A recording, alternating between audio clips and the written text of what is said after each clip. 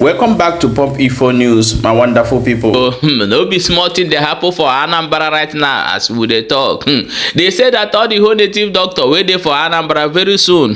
Everybody go carry on for head dey run o. As Soludo don come outside come talk, he talk many things. He say that he go make sure that they investigate all the whole native doctor wey dey for Anambra state. E no finish for there. He also went ahead and draw a battle line between am and the unknown gunmen and launch many cars so that they go use those cars dey fight unknown gunmen. My people, e don red. We will get another tori wey dey for our table here today. They say that the woman affair wey dey for Anambra say they discover a place where they carry children dey come. They said they use them dey do so many business for inside that place. So let us play the video of those women affairs of Anambra. This is wetin they discover. May you use your own hand judge am before we jump inside Soludo own. Stay tuned. Sorry. Oh yeah, madam. Outside. Everybody, you look. Woman. This is the main person. Nolan, sit down, madam. Sit down. Madam. Sit down.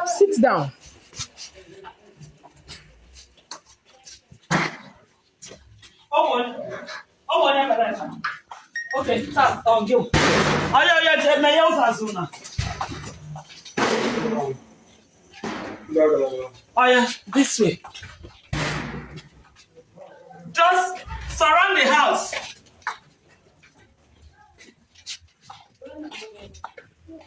I want to go to the woman. Woman. Woman's no name. Go and make this door. What that woman? Make this door. Come and open this door. Come on.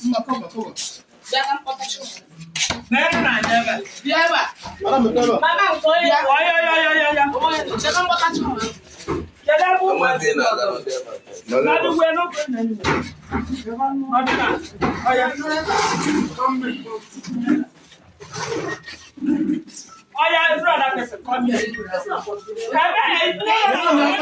here. You saw a woman. Not yet. Check here, madam. Check here, yeah. No, says yeah.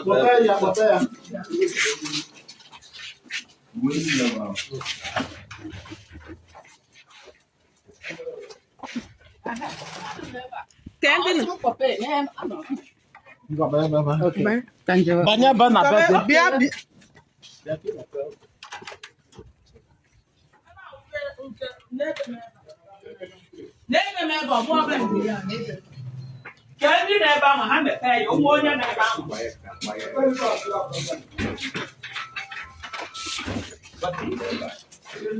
Let's go.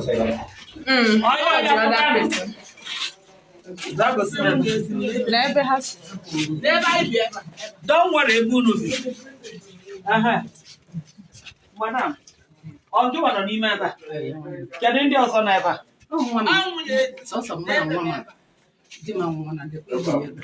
Can you watch it? Victor. On your catcher, one year, name. What one year, the honor?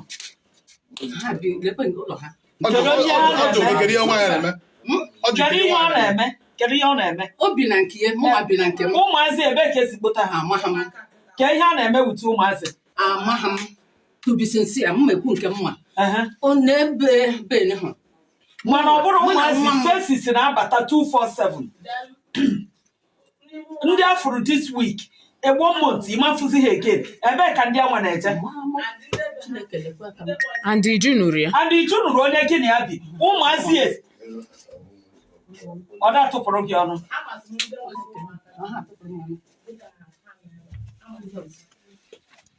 Madam, in a man adoption, true or false? I am evidence. Oh, going to said they like it. In a man adoption. Can he hit a man adoption? In one again, oh, couldn't the best Soludo be here. Only a bony such a brigade, who are bony woman affairs. In a man adoption, can we have which a man adoption? Can this source of children in our adopt? Can I best say what I have?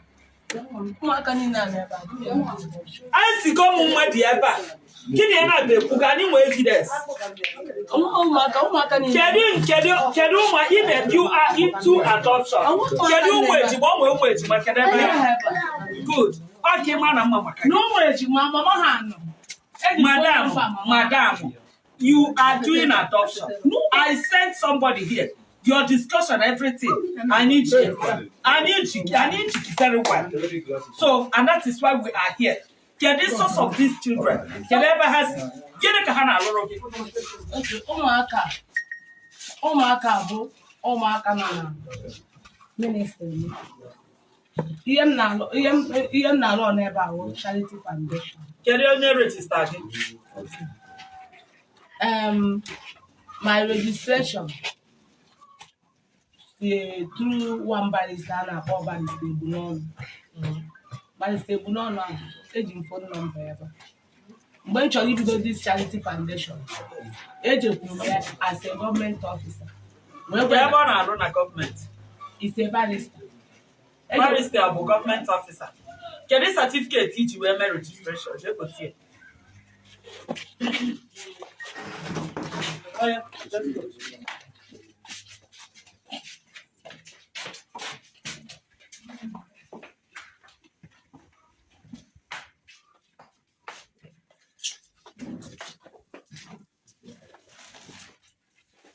Well, let's go.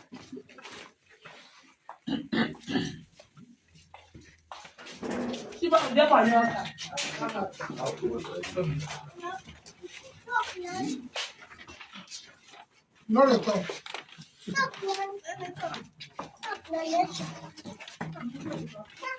Next year, I'll order it. Museo. Huh?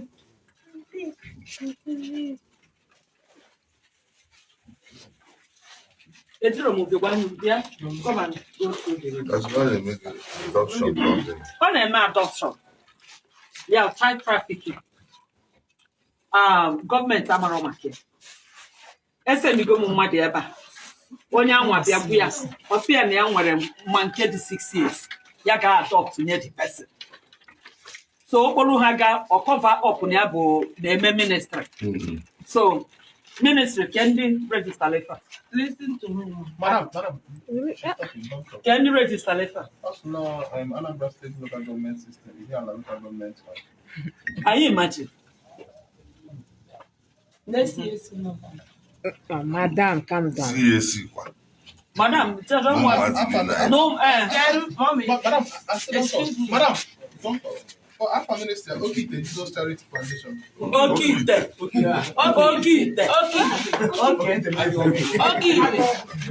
this thing is illegal. I've got to Fake. Before you operate any home, you must come to Ministry of Women Affairs to register. We don't know about her. And she's been doing adoption. I sent somebody here to confirm it. Well, anyway, what is going to happen? So we have to take everybody. wait, let me explain myself. Madam, get your name. What's your name? I have Angela. Angelo, yeah. Angela, please. Oh yeah, back here. Oh yeah, Newe, ebe na Newe. Ebe abu ebe. Yeah. Otolo. Okay, can you feel them? I'm a charity foundation. Charity. Okay, since how long did you remember this charity foundation? Oh, 2 years. 2 years. Can there be more branches? I'm a new one, Asaba. I'm a new one, aside the Yala.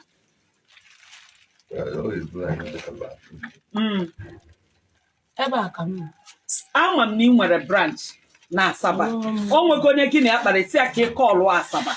Mama wanted Asaba branch again. Yani Yala, come Mama wanted. Every time. See, Soludo will not take it. Don't mommy me. You are operating an illegal home these children. Madam.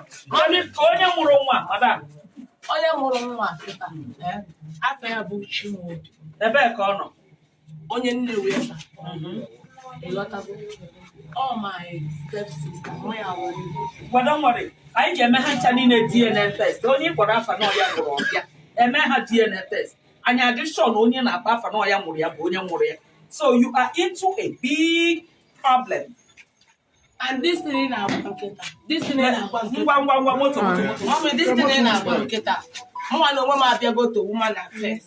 Even Christian na Nafti. Ejego na office. So for the registration nke the woman affairs, I didn't mezo omume ezo. Christian Nafti ki mo onye mbụ. Ejego nto office. Gwa ya, ụmụ nwa mmadụ na obi ọla na Nafti office. Ejikwa nọmba ya ebe a mezo omume ezo. Nafti enwe ihe o nwetụtụ uwe ịrọ ha na-arụ ndị Nafti ka ndị bụ ndị a ndị nọ iri onwe Ndị ụmụaka for how long ka ụmụazị niile anọgo with you?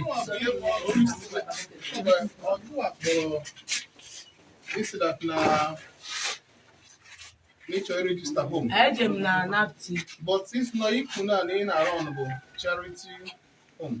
Anụ ala ọ na-inform us charity home. So emecha ewesị na mmeti ihe na mma eme ka ndị nwa na first mmanụ wee jee na Nafti. So ewe gwa m na Obiora ịbụ na phone ka ị na discuss. ihe mụ na Obiora discuss wo na Obiora ya abịa ọfụ this place. Ọ bụrụ na ọfụ ya ka mmalite m esi wee put the home into the woman affairs, because na mgbe barrister batara m akwụkwọ from Abuja ọ sị m na akwụkwọ ka m na-eji wee bido. so gị nwa ka ọ kpọ na phone. I have suspected that na onye a ka ọ kpọ mana ọ sị na ihe ya na-eme bụ ọ sị na okite ka oke ife ministry. What has that thing got to do with home? You are running a home without government consent approval. So I think I'm registered. Madam Chair, is I go do this question. Ụmụaka now, ọkwa anyị water that na set of ụmụazị na-enweta abroad the same set na anọ. Ndị nke a na how long ka ha nọgo with you? Tobagodu ha aka gwa m each of them how long ha nọ. Ụmụ ejima ke how long ụmụ ejima nọ? Onye nke afọ ebe ị ọma. Mụ na-abụ anọgo from the obere otu a. And we train because of that charity foundation now. From it was a year and 2 months. Okay. Onye nke akwa. And the train where. Onye nke akwa. Then onye nke. Onye na ba no go. It was there 2 years. Manon deba ha. Onye nri ọmụ owe. Okay. Onye nke akwa. Onye nke akwa. Onye nke. Onye nke o nwanne nwa. How long ka gị na ya nọ? Mgbe nwanne m nwanyị nwụrụ ọnwụọ. Okay, how many years ago? Mgbe nwanne m nwanyị nwụrụ ya from 7 months. So ha arọ one ka ọ dị now? Ihe ọ dị kịta ya wee pay 12 years. Okay, onye nke akwa. Onye nke awụ afọ ewu dị. Kedu how long ka gị na ya nọgo? Onye na-aba nọgo kwa about 2 years. 2 years. Okay. Ka ebe isi wee dute ka Ebe isi dute. Onye nke awụ na onye nke awụ from nwanne nwoke a na-akpọ Daniel. So ya wa onye kpọtara m ya. Onye ebe ka ọ bụ. Onye ebe. Onye nke awụ onye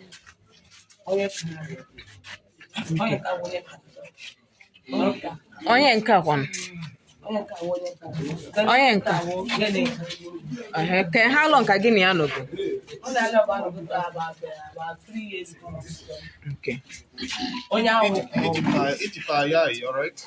Onye awụ. Madam, you may say that na ihe a mgbe commissioner gwa gị si na ime gị ha for 2 years iji bido this charity foundation. So how comes eji nwesia ndị nogo 7 years, 12 years, 3 years n'aka gị? Ka ihe na run since then. Another question nje gị. Ka ihe na run then. Ihe na mgbe ahụ m nwetasịrị nda. Na-eme as a charity foundation.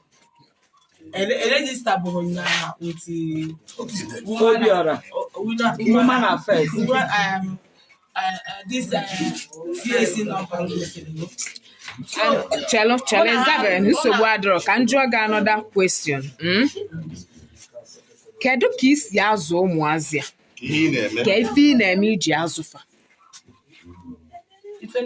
Iji azụfa enyefa. Ebe isi enweta ego kedu business ị na-eme? Okay, ka nsi azụfa abụ. Ọ bụrụ na m zụọ for evangelism. Eke m akwụkwọ flyers m. Ndị mmadụ na-abịakwa for visit. At times ebutesiala anyị gift. At times abịa sị ka achọpụta na ụlọ ụmụaka anọ n'ime ebe a eziokwu ka mala just je na-akpọkọta ha from bịa n'ebe gasị ha mba na mụ na fan ịghọtago.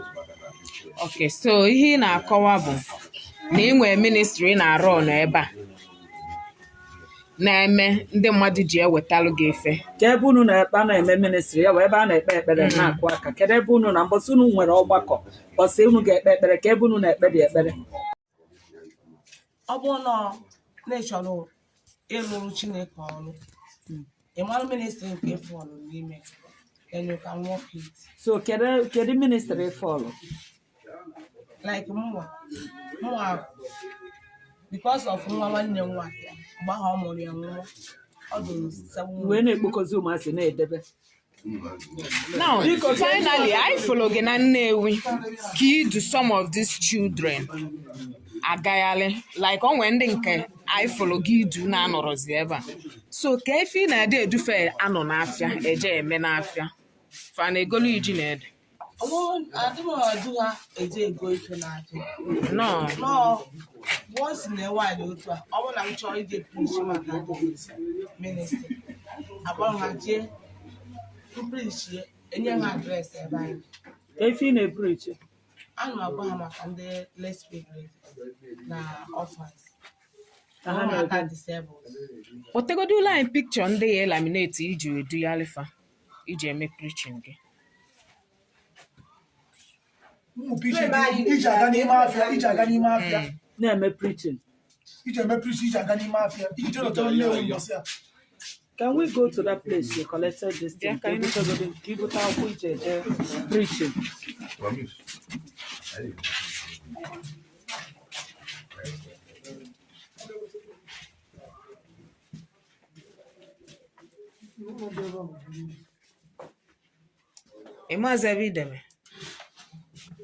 Actually, you got preaching this week.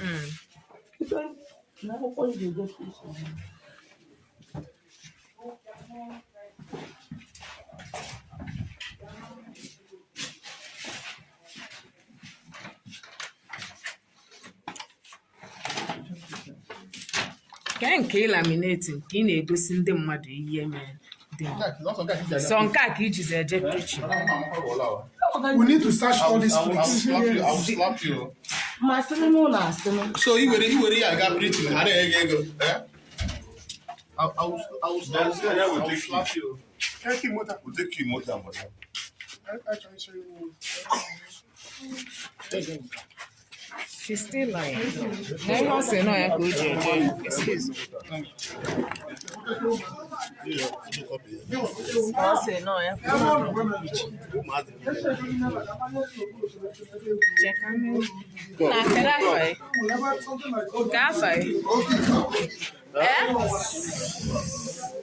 Chimobi, Chimobi, Okechukwu. Okay. Ka onye ebe. Ka afa mo me.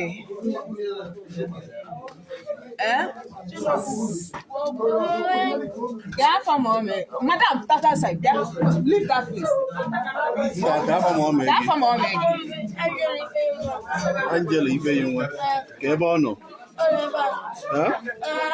Ị na-ejekwa school? Ka afa school yi? Okofia community. Ke onya. On one night. Onya na ebe a since ọ gabe school. Jalu jide. This is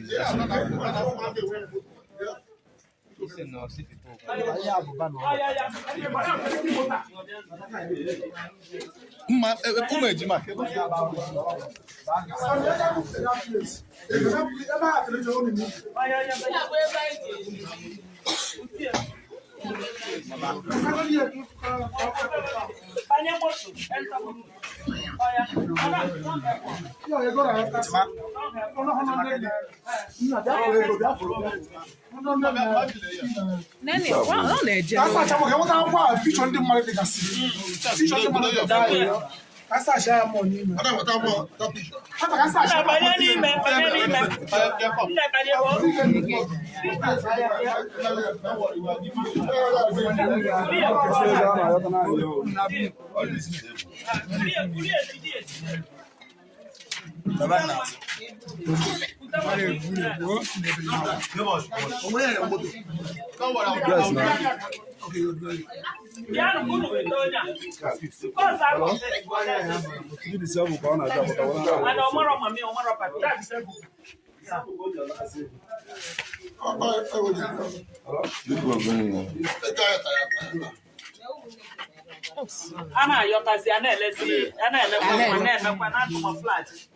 Adoption.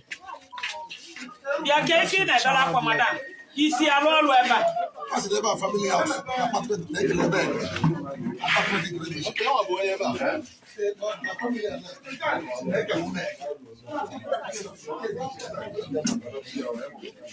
Amaka.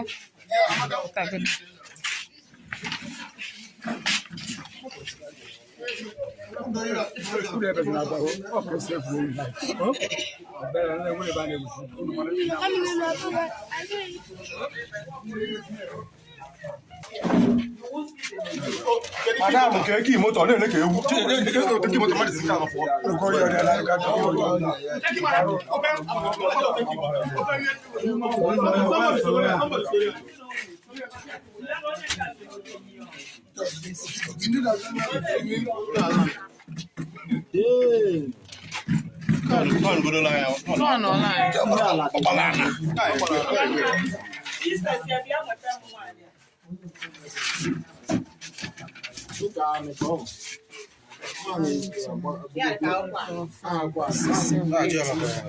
Nine there.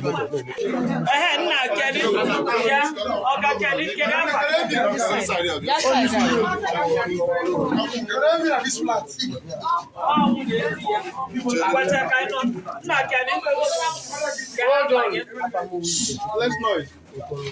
If you're Chiku, if you're familiar. Una manotifa ne beba. Central.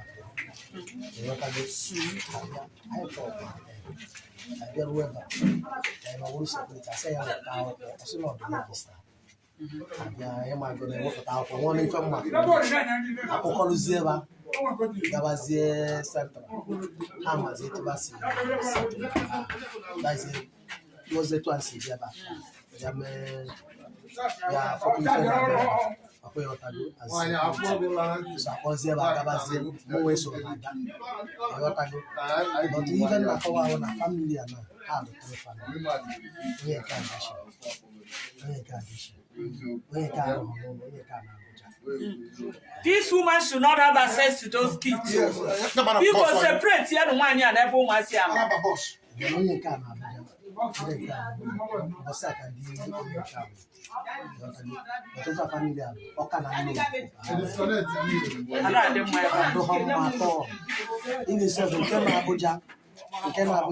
na Bambi fan.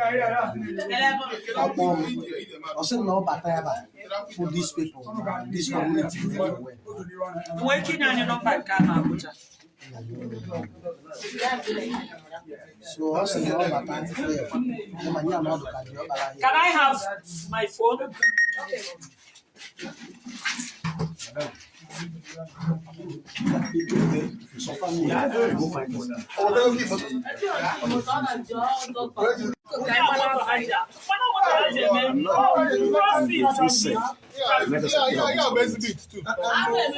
What's the name of this community?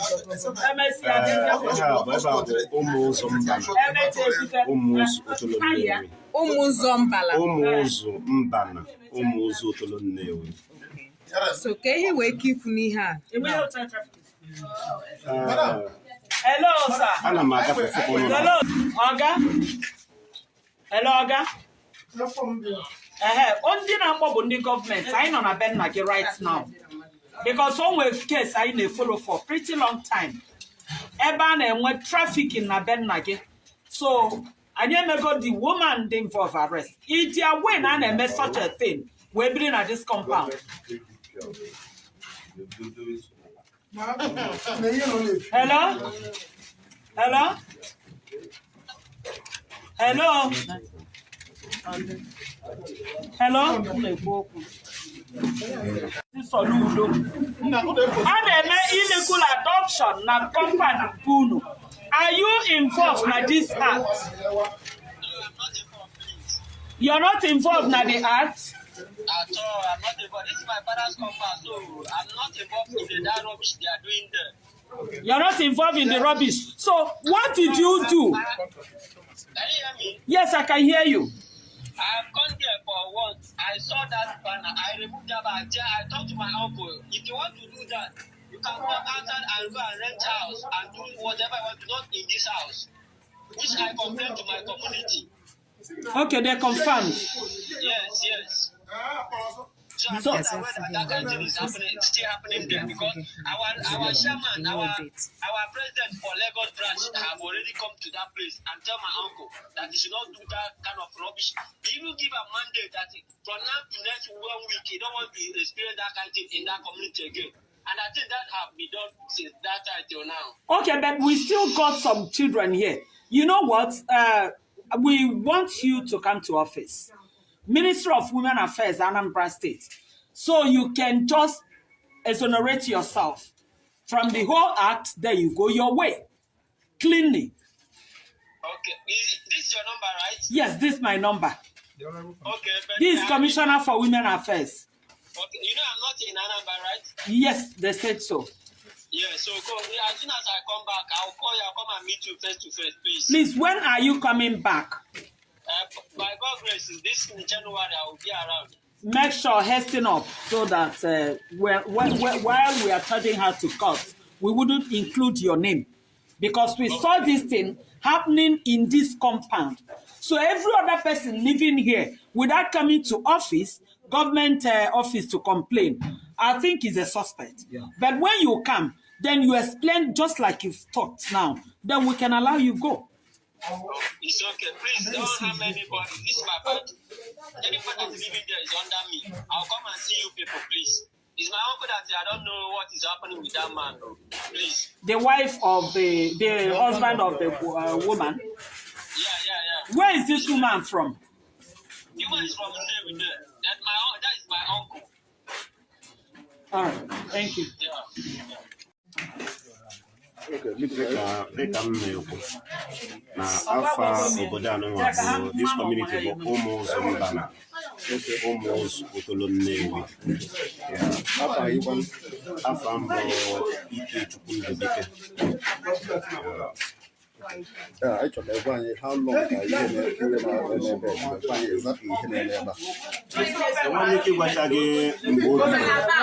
because I'm not going to know. I'm a battle fear. Went to idea and if I don't know where we started central distance security. So it was a full battery by Simba I just put so when Madame Yamana who was stay a cafe, I don't know the legalize. If you after time, what how the documents they blew half which is however, MSC friend has set to woman, I don't want anything I know register. I don't want to watch the security.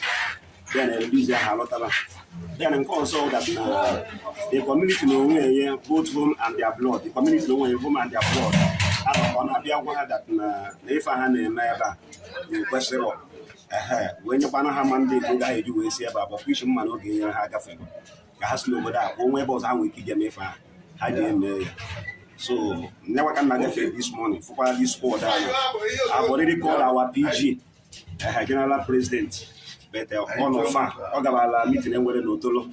So one then work away, I want even so on your marriage because the work I used to have from the Maziga de Eba. I want to go my own marriage when I so ne go and if you name no dem I do ever own a hard your check. Thank you.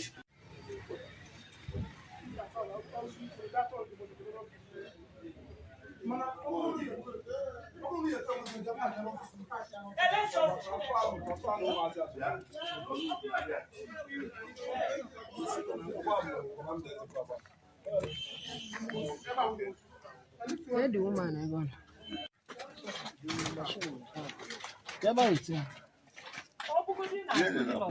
My boss, just when they are to take on your lap on a motor, I don't mind.